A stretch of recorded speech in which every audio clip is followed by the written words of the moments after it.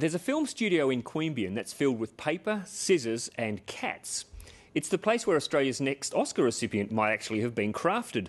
After winning the prestigious Australian Screen Producers Pitching Competition, this mother and daughter duo is getting ready to head to Cannes.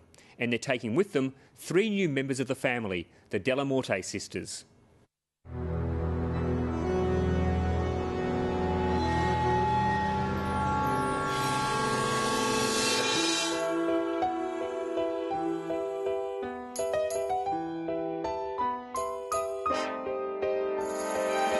I'm Marissa Martin and I'm the director and animator of Tegan the Vegan and now the Della Morte Sisters. And this is Maya. I'm Geraldine Martin. I'm a co-creator of the Della Morte Sisters with Marissa, and this is Xander. I'm Janine Jeffries and I'm the paper engineer on the Della Morte Sisters, and this is Charlotte.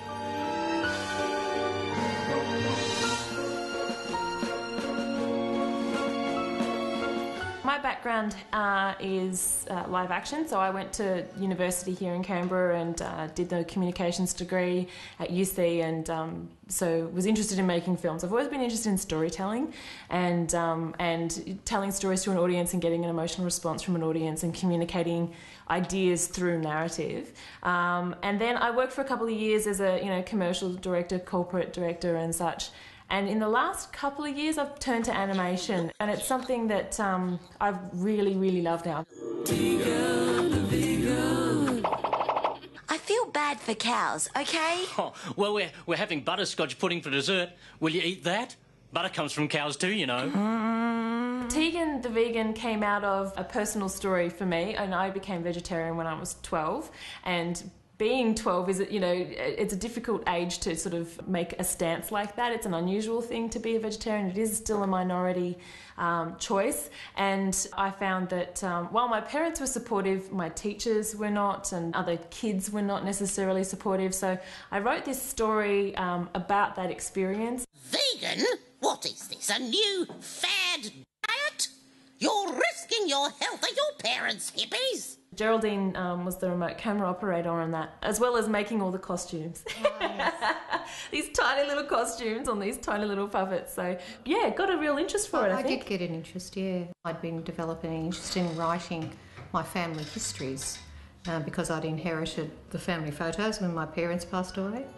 And eventually we said, let's do something together. Let's do something together. Yeah. And that's when the next project came about. We had this idea for a little girl character, sort of detective kind of, inventive and intuitive type girl, and it grew from there. And then Geraldine created this whole amazing story about these 3 sisters, and because she's one of 3 sisters, so yes. So the relationship between the 3 sisters, and that's how we got to the Della Morte Sisters. These are the 3 sisters. So we've got Abigail, who's the eldest, Beatrix, who's the middle child, and Zara, who's the youngest. And this is Mrs. Crotchet-Smythe here. So as you can see, she's a pretty formidable kind of character. She's made out of paper. We've got split pins to manoeuvre her. We also, so that they can speak, we use replacement mouths. So we've got all the different sounds and the different mouths. Every character is so different, and they all have backstories. We know so much about them. We've made up lots of things about them. So that influences how they move, how they talk, and how they interact with the other characters. This is the laundry where the girls work. They're in an orphanage and it's not a pleasant place, as you can probably guess by the look of it. The whole world is made out of paper because we've sort of made the premise that the girls live inside a pop-up book. So at the beginning of every scene, the book opens, the set rises from those pages, and then the characters walk around. My beautiful Abigail. Animation is kind of a performance through the character. So while you won't see me, you'll see what I would have done if I was playing that character, because I'm the animator on that character. So these characters all have different animators. Janine, our paper engineer and animator, is animating Mrs. Crotchet-Smythe. So she will develop a way that Mrs. Crotchet walks and a way that she stands, and like a nervous tick. So maybe she's constantly flicking her hair back or something, and we'll create something for each character so that they've got quite a personality personality in the way they move as well as the way they look and the way they speak.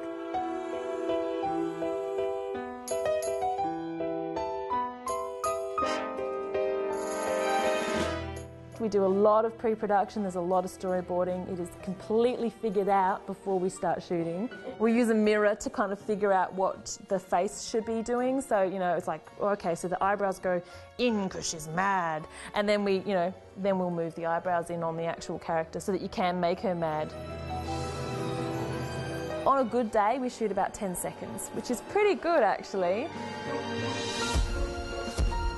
It's not a lot, obviously, 10 seconds doesn't sound like a lot, but at the end of the day that's enough to watch it and go, awesome. They're alive, they're working, and that can be just all you need to go, excellent, this looks fantastic. This is fun. And I feel young and energised and capable. It's that magic of, you know, making, you know, a drawing talk to you and a blink is all you need and they're alive. When you look at animation, and sometimes you just see beautiful, subtle movement, and it's just so true and so real and beautiful that I don't know, it makes me very excited. We joke about what dress we're going to wear to the Oscars. And, you know, and I always threaten them if we're doing, you know, it's like, oh, isn't that good enough? I'm like, is this Oscar-worthy, ladies? You know, there is that joke that goes on. Because Australia has that very strong tradition of being exceptional at animation, and we would love to be part of that tradition, and certainly that's something we've always aspired to, is being animators of note.